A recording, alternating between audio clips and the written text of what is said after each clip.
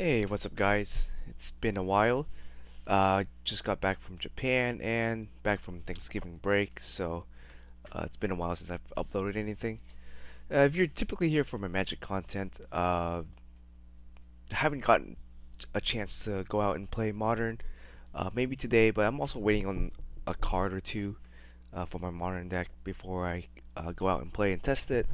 But yeah, today I'm gonna go ahead and do a Yu-Gi-Oh uh, video today instead. So today I am doing a video on um, Edison format Blackwing deck. So for those who haven't or not in the know about it, um, Edison format is a format back in early 2010. So it's a specific format with limited card pool and a certain ban list that you have to kind of follow in order to play. And typically these events are held at my locals. They hold some of these events, and at some YCS and stuff like that. They were holding these events. And what's different about Edison, more so than the regular game of current Yu-Gi-Oh, is the way the field is set up, and a couple of rulings that you have to kind of follow. Traditionally, these rulings are no longer valid in the current game of Yu-Gi-Oh, but they are for this particular time period. And some cards that have been errata are basically unerrata in this particular format. So the first rule we want to talk about is the way the field's set up. The field's set up just like a normal 5x5. So five rows on top, five rows on the bottom, and you got your your field spell in your normal graveyard and deck zone. There's no pendulum zones like you would normally see up here, and so and there's no like limits on like what you can summon into your monster zones. Kind of like the current rules nowadays. You can summon fusions and synchros and stuff like that. And yeah, the one particular rule in this particular format that's especially important to know is priority, or being able to call priority when you um, play something. So, for example, I summon out Dark Armed Dragon. Um, so, because I'm a turn player, I have the ability to call priority in order to activate his effect of destroying a card before you're able to respond to his summon. So there's also something you want to keep in mind. It's responding to his summon versus the negation window. You can still negate his summon before I get a chance to activate it. That's during the negation window.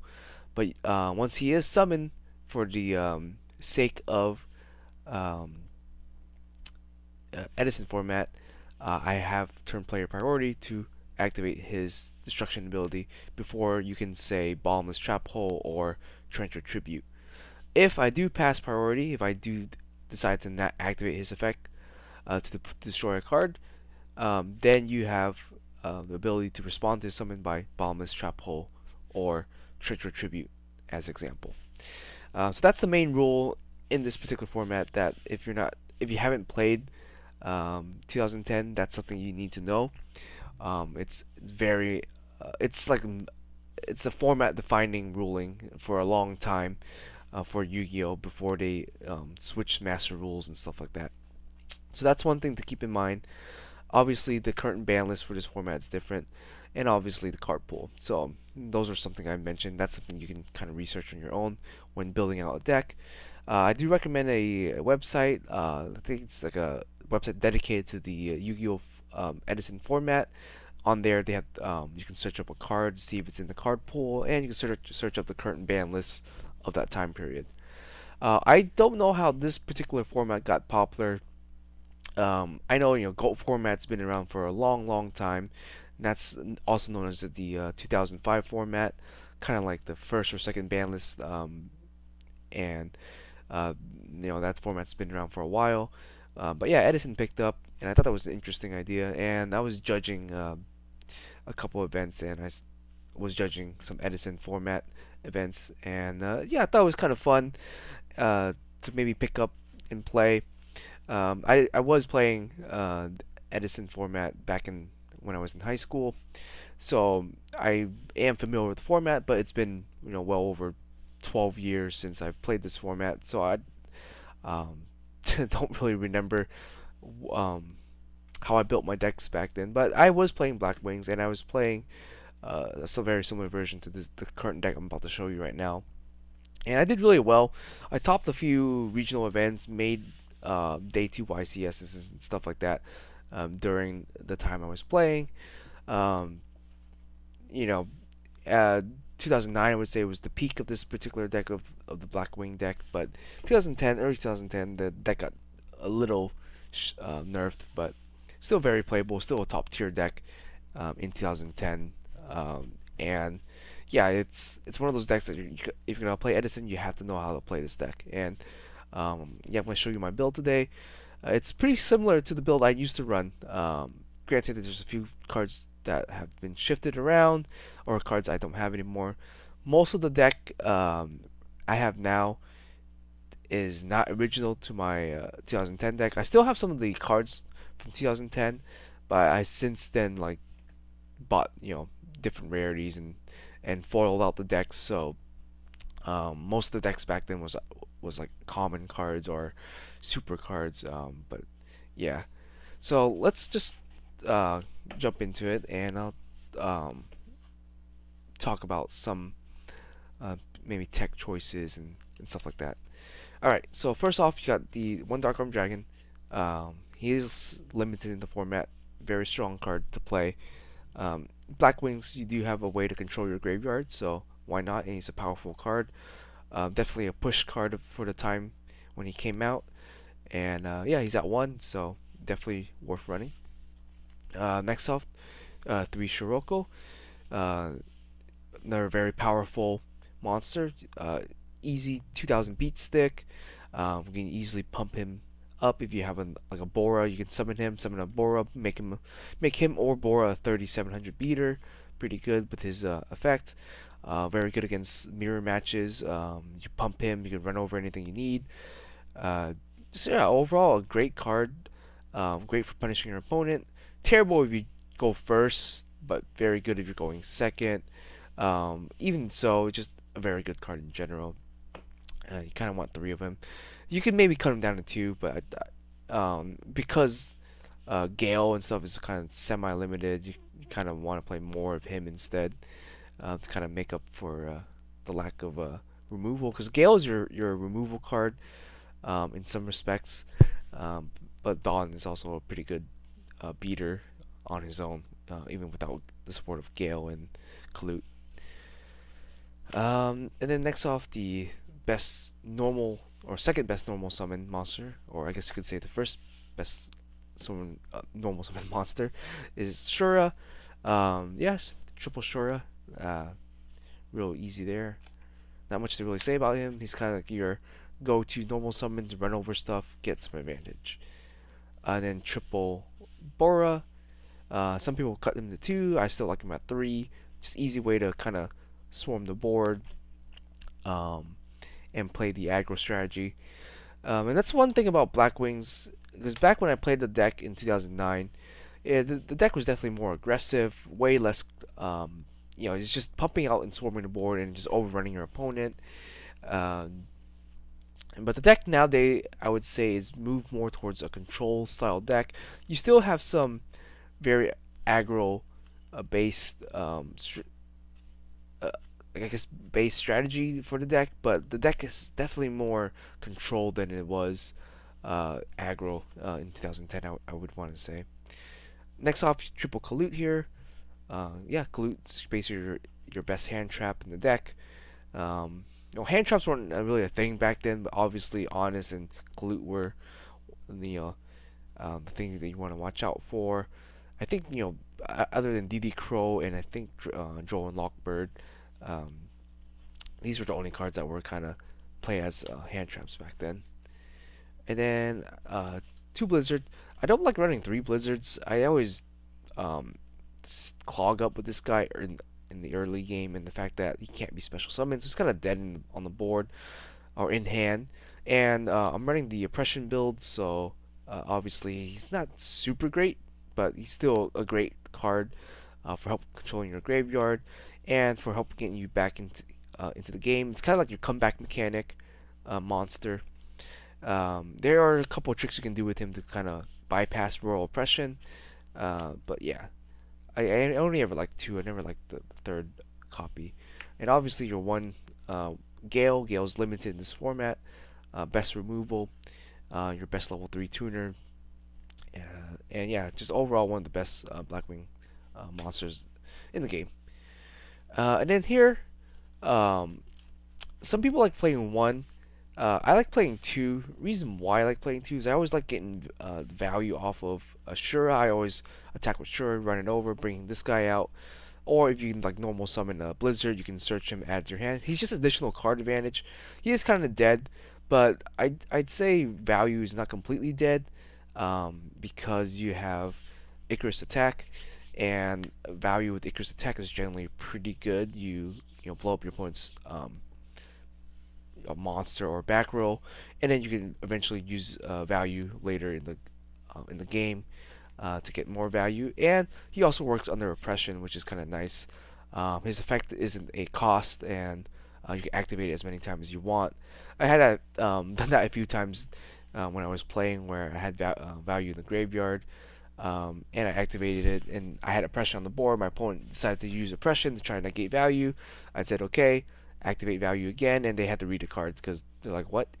But yeah, value doesn't banish itself for cost, and it's not limited to once per turn, so you can kind of use it under oppression.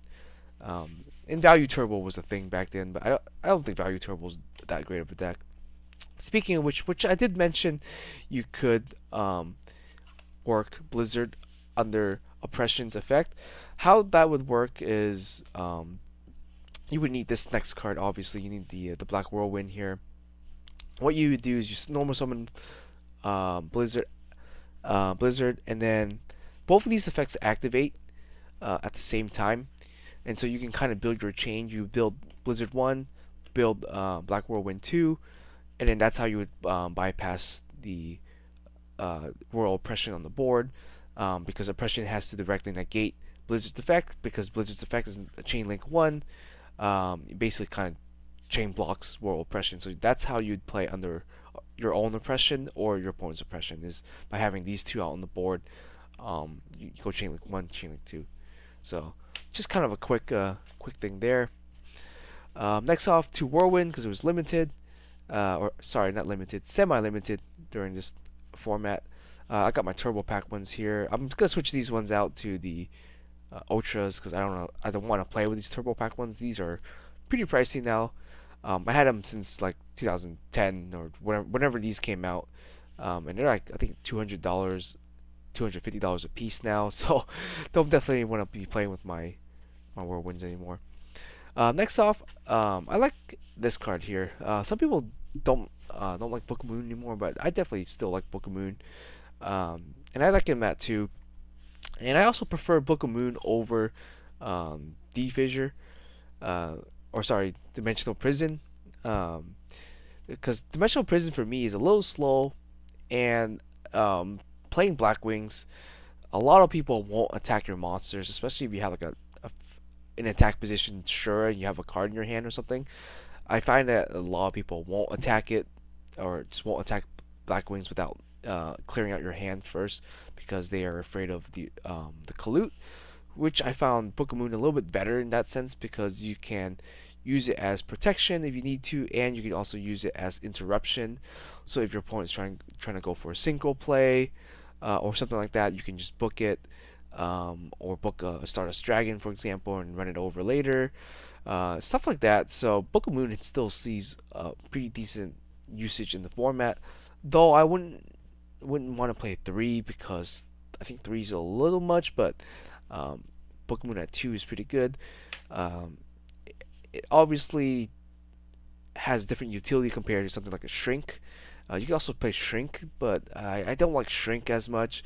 Granted, Shrink you can do during like damage step, but I don't know.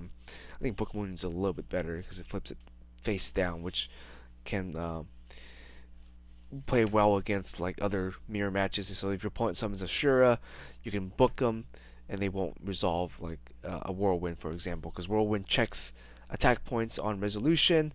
If you book a their monster, then cool. But yeah, I definitely like Book of Moon still at 2 during Edison here.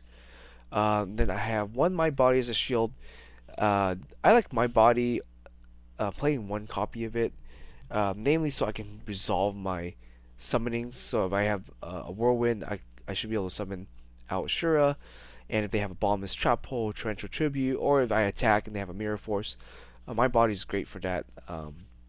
That respect is to be able to play it immediately when you draw it, and negate the destruction effect. I like it a little bit more than Starlight Road.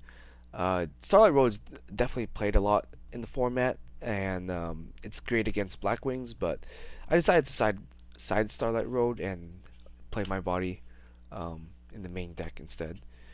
And then you have Brain for Game. Yeah, not much to really say about Brain Control. One of the best cards there. Then I have my back row removal suite. Back then, when I was playing, I wasn't playing Giant Trunade, but nowadays I think I would play the Giant Trunade as back row removal. It is a good card. It's plus I'll explain why I would like to play Giant Trunade in the main deck nowadays. But yeah, as a kid, I didn't see the power of the card, but now as an adult, yeah, it's definitely a good card. And then you obviously got your Heavy Storm and your um, Book of Moon, and these are some of my original cards because I had a bunch of these cards and none of them are first edition, but they're original printing, so uh, yeah, it's cool to have. And then this card here, it's a kind of a tech card, and I love this card when I used to play it, and I still do. As kind of either a one or two of. It helps you to recycle your three main cards that you want. It kind of acts as your like your any of these three. Namely, I use it to recycle Blizzard when I need to, so that's why I don't like running a third Blizzard. So I like running Dark Eruption instead. So if I need Blizzard, I can get Blizzard back. If I need a Kalute, I can get them back, or Kalute here or Gale. And what I like about it is if you get Kalute back, you can use it immediately. You can get Gale back if you have a Blackwing monster. You can special summon it immediately. It's just very good, like recycle card. It's kind of like your Monster Reborn in a sense. Monster Reborn got banned, but yeah, Dark Eruption is just kind of like very versatile in that sense. You rarely ever want to add back a Vayu because Vayu is pretty much useless in your hand and useless on the board unless you have um, Icarus Attack or something. But yeah, I definitely like Dark Eruption in the deck as either a one of to act as kind of like your extra Blackwing monster or extra body there. Then Allure for draw power. Yeah, and then triple Icarus attack. Now I remember I looked at back at my old deck lists back then from like 10 years ago, or sorry 12 years ago, and I was running two. The reason why I ran two back then was at my locals everyone was playing Starlight Road, and this card was just very bad against Starlight Road. Um, but what I'm theorizing nowadays is if I play Giant Trunade, I can Trunade and do my thing and set this, and then my opponent will go set their stuff. Then you can just blow it up. So I think this with Giant Trunade is a lot better. That way, because you can kind of reset the back row, and then set this, and then proceed to pop their back row or pop their monsters and stuff like that without risking getting Starlight Road as much. So definitely Icarus Attack to 3. Um, again, so who knows? But I think three is a pretty good deck, or pretty good because you can also Icarus your own stuff if you need to. And then next off the 2 Royal Oppression, so you can also Icarus or attack your own Royal Oppressions if you needed to, if you needed to turn it off or something like that. Or in my case, I'm also siding Skill Drain, which I'll talk about in a second. But yeah, next off, Royal Oppression essentially kind of became a staple of the deck. It's not great against every deck, but in most cases, it's very good. One of your best cards, and yeah, uh, like I said, Blackwings is more of a control deck nowadays. You don't really spam out your hand anymore. You kind of force your opponent to play one monster at a time, and then you beat over their monster, and that's how you generally win. So it's more of a definitely more of a control deck, especially Icarus Attack, Book of Moon, stuff like that. Way more control than it was in the past, where you just kind of barf out your hand and watch your opponent crumble under the weight of Gale and Shura. Um, Two Bottomless. I still like these main decks. Some people don't like a main deck, but I definitely still like the Bottomless Trap Hole's main deck. Yeah, obviously, it's kind of useless if your opponent already has something established on the board and you're trying to remove it.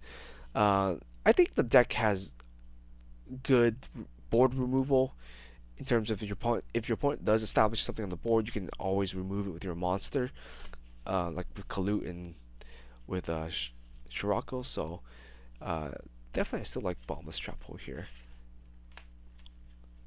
And then I guess the Power Four here. Uh, these two are definitely, I think, are main deck worthy. These two down here, maybe not. So why I say that is obviously Solemn is Solemn. Solemn Judgment is always going to be really good, um, and it's always usable.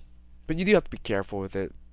But you aren't at risk of dying to Dark Strike Fighter or something like that anymore because Dark Strike Fighter got banned, so you're all good there. But yeah, Trench I'd say maybe because this deck needs a board presence, and sometimes you don't want to blow up your own board. So Trencho is like maybe, but it's still a very good card. Mirror Force, you play into Starlight Road, but in general, Mirror Force is still a pretty decent card around now. And if not, you can play Dimension Prison instead if you wanted to. But I decided to play one of each of these. And then Trap Dust Shoot, obviously, Trap Dust Shoot is a great card, especially going first. It's a broken card. Going second, it's a so you can kind of side it if you wanted to.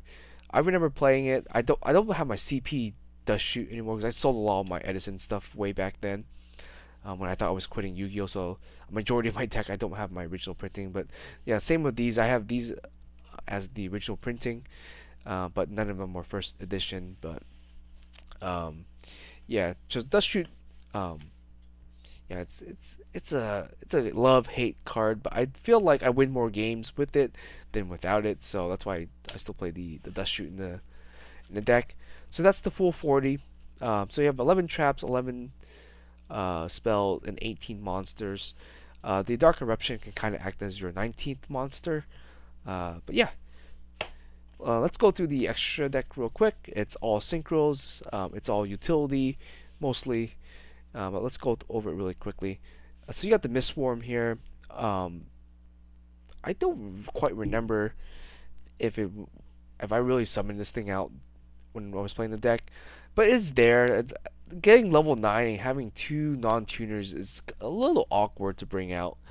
I think you need like at least a Blizzard and like a Gale on board, or sorry, Blizzard, Kalut, and like a level 4 in order to get this guy out. So he's situational, but I think it's still good to have to play.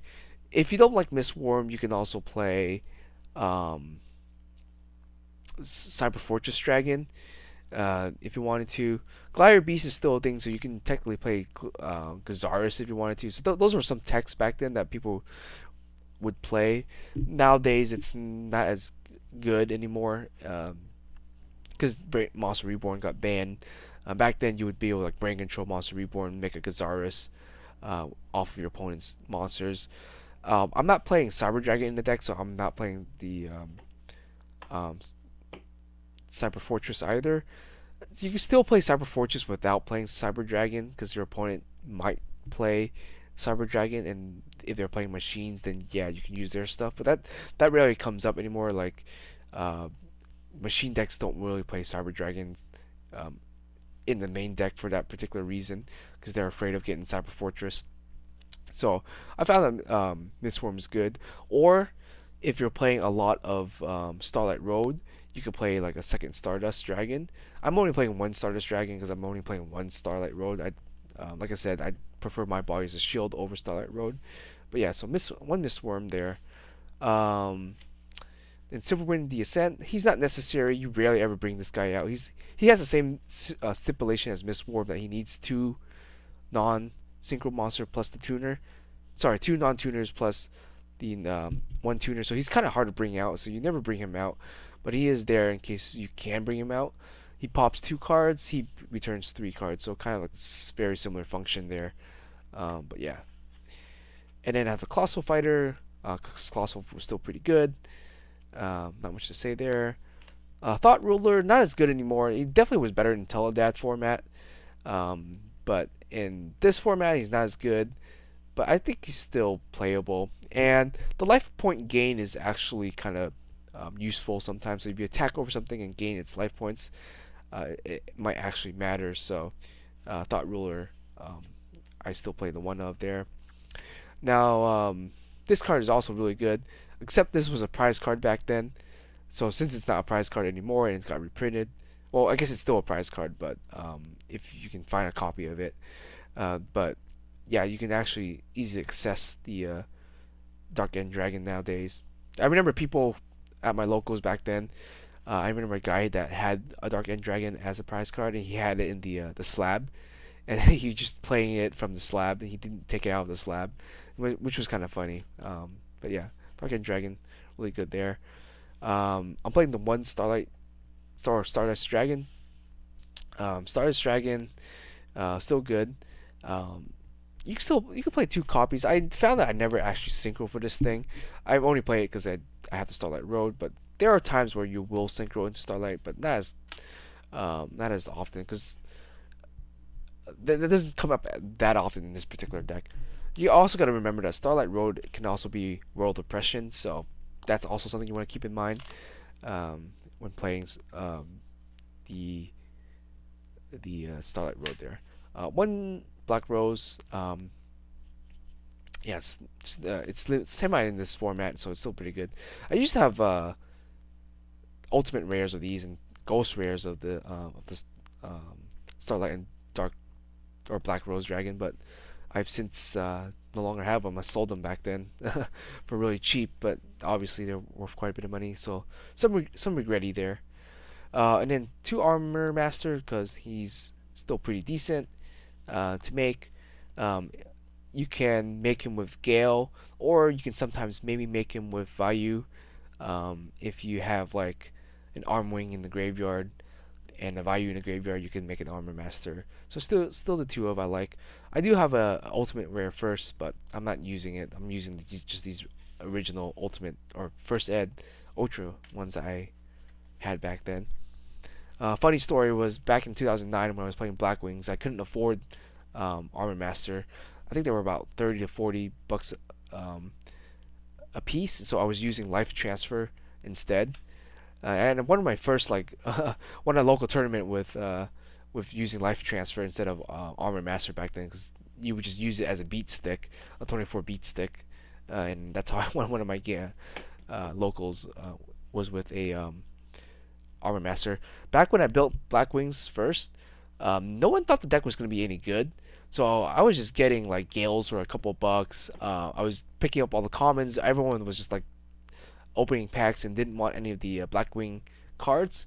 So I was just going around and just like, oh, can I have your Blackwing stuff? And they're just giving it to me. So I was like, I made the entire deck for essentially for free, and played with it, and won with it, and suddenly the deck kind of exploded.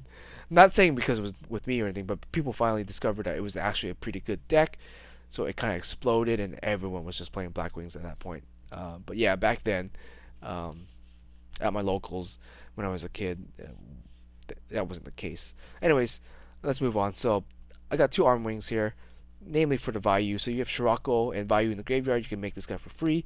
I've won games with that where I had a pressure on the board and no other monster. I just made Armwing and just attacked basically for game. Did that during Dragon Ruler format actually, and won with the Vayu and Shirako in the graveyard. And then one Goyo. I used to have an ulti first. Sold it to my friend, so I don't have it anymore. So I got the next best thing. It's just a reprint here. So Goyo Guardian still really good. And I did mention the errata portion. So current Goyle says Earth on here. You need one Earth tuner. Old Goyle says one tuner. So we're gonna go by the old ruling, old errata. So we have the Goyle Garden here as the OG, and then Brionac. So this is um, the Hidden Arsenal reprint, I guess, or Hidden Arsenal chapter, I think it's called. So this one's got the once per turn cause on it. Obviously, during this particular time period, um, Brionac did not have the once per turn, so you can just keep using him. Uh, I have the original DT one, but it's in my binder. I don't want to use it, and I couldn't find any of my old Brionacs. I think I sold them all. That had the not once per turn cause on it. So I just have this reprint here. But yeah, Brionac's still a really strong card. You can easily make him with Blizzard. You can make both of these with Blizzard. So yeah, Brionac's still pretty good to play. And then finally, just the two level fives.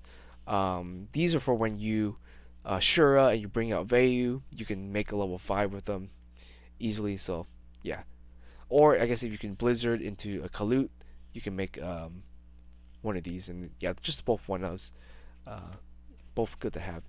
And you don't really go into time as much in this particular format, but if you do go into time, Magical Android, very, very good. And same with the Thought Ruler, good for gaining you life points that you need.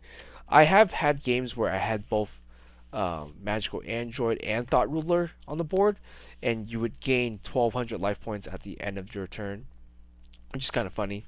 But yeah, something to keep in mind there. Alright, so for extra deck, let's talk about it really quickly, and then we'll finish up. So I got two Thunder Kings. You could play Thunder King, or you could play Cyber Dragon. I decided not to play Cyber Dragon in the deck anymore. I used to, but I found that Cyber Dragon and Scirocco would kind of conflict with each other, and that's why I didn't like, because I going to choose to summon one or the other, and so at that point, might as well just play another hate card here. So Thunder King Dragon's good. Forces your opponent to Cyber Dragon, and you negate the Cyber Dragon with it, obviously. If not, he's just overall great at kind of being the control part. He may not be as good without D Prison in the deck. Since I'm not running D Prison, Thunder King might not be as good. So, you might want to play something else instead of him. But I just have him as kind of like a filler right now, and in the deck. Yeah, you could say he works against your own Whirlwind, but when you establish Thunder King, you generally don't have Whirlwind, or if you do have Whirlwind, you already have a massive advantage and you're just gonna lock it down. Or if you're playing against like a mirror match or something like that, Thunder King is still pretty decent. Next off, I have two Juju Master. This is my favorite like side card back then, and it's still one of my favorite like cards. I don't have my Champion Pack ones anymore. I sold those to a friend, so he has them. But why I like this card so much is it's great against, like, obviously the mirror match. It's great against Gladiator Beast, especially Gladiator Beast back then. They attack into this thing and they just straight up lose. And what I like about this card in general is it works under skill drain, and how this works under skill drain. If I can find my skill drain here, is that if you have him in defense position and they attack into him, if they are same attack points or lower attack points, and they attack into Juju Master, nothing happens, obviously, because skill drain's negating Juju Master. But if they have something like, say, a Stardust Dragon, and you have skill drain face up, and you have like a Juju Master face down, they attack into the Juju Master, it flips face up. Damage. The damage step happens. Juju Master at the end of the damage step activates effect, but because he's destroyed at the end of damage step, he gets sent to the graveyard, and his effect works at the end of the damage step. It activates, and he's no longer face up on the field. You get Stardust Dragon would get returned back to the extra deck. So that's how it kind of works. It was really interesting ruling there, because if you're familiar with the damage step back then, Juju Master's effect activates at the end of the damage step, and because cards get sent to the graveyard already at the end of damage step, he's technically no longer on the field at the end of the damage step. So without kind of trying to really complicate things, that's how it worked, and that's kind of a funny way that Juju Master works under skill drain. But in general, I really like the card. It's a little slow, but you can kind of trick your opponent. Like I've won a few games where, kind of pro setting a Juju Master. Like sometimes my opponent mind crushed me, or they trap dust shoot me, or something like that, and I draw into Juju Master or something like that. Like there's really funny things you can do with them. I remember winning a game where my opponent knew I had a value and an Icarus attack, so or something like that. Or I set a Juju Master and an Icarus attack face down, the MST, the Icarus attack, thinking it was safe. Spent 2 cards to make Stardust Dragon, attacked into it, and it was a Juju Master, and that's how I literally won the game. It's like they committed a lot to the board, thinking it was like a face down Vayu or face down something else. Attacked into it, and they attacked into my Juju Master. So it's this format. What I like about old format is that there's a lot of mind games you can play. You can like pro set heavy. You can do stuff like that. Where in the current Yu-Gi-Oh, like, you can't really like mind game them as much. It's either you have the out or you don't have the out, and you kind of just lose if you don't. Where like back in old Yu-Gi-Oh, you can kind of play jank cards and kind of get away with it. Tech cards, like Juju Masters and stuff like that, and it was just kind of funny mind gaming your opponent. But that current Yu-Gi-Oh is a little different. Next we have 2DD Crow, the ordinary Blackwing card. It's his Wing Beast and Dark. But yeah, I used to play 1 copy, but I think 2 copies good in the format because I think frogs were still a thing, if I remember correctly. So you still need kind of an out to frogs and stuff like that. So yeah, 2DD Crows I would say is a good side card. Not main deck worthy, I don't think, but side deck definitely good card to have. Next off, I have 2 System Down, or System of the Downs, like the band, but I prefer this over Cyber Dragon.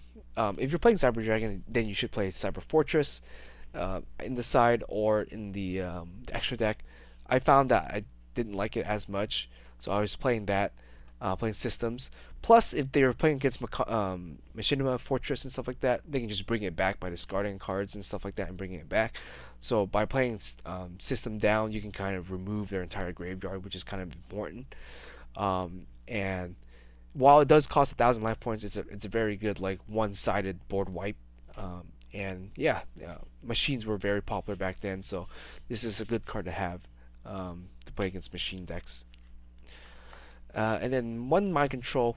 Mind control was or is limited for this format, and it's great against the mirror match.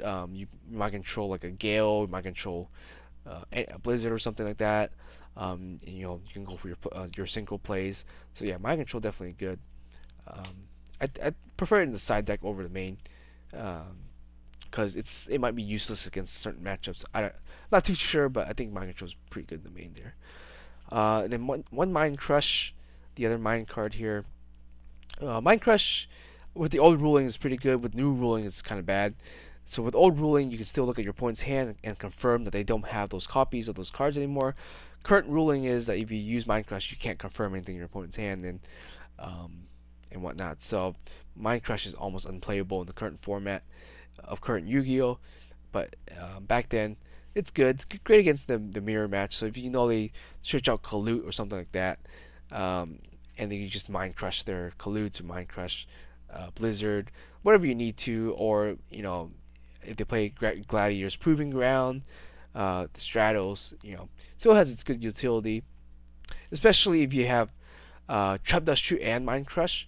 That's like a winning combination there.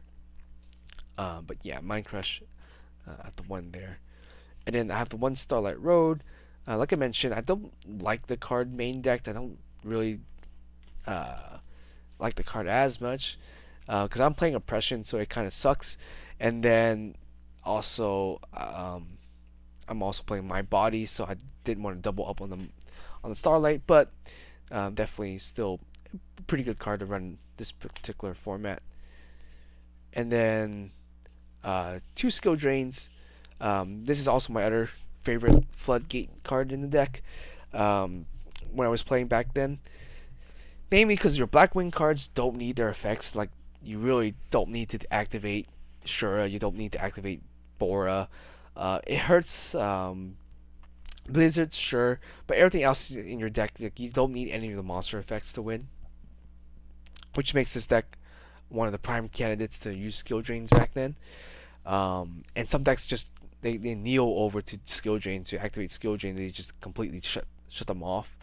But yeah, so you can play the beatdown game, easily play the beatdown game with this deck because you have Kalut, and then all your monsters are generally pretty big uh, for their current format stat wise. So yeah, skill drain is definitely one of those cards I like, and especially its interaction with like Juju Masters and some other stuff. But yeah, skill drain still at 2.